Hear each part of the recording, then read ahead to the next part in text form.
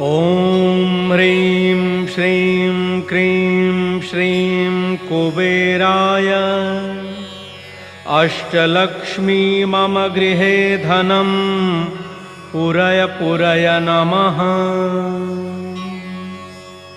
ॐ ह्रीं श्रीं क्रीं श्रीं कुबेराय अष्टलक्ष्मी मम गृहे धनं पुरय पुरय नमः।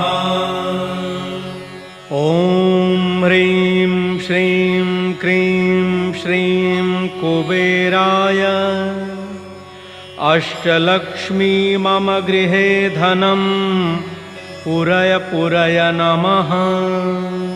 ॐ ह्रीं श्रीं क्रीं श्रीं कुबेराय अष्टलक्ष्मी मम गृहे धनं पुरय पुरय नमः। ॐ ह्रीं श्रीं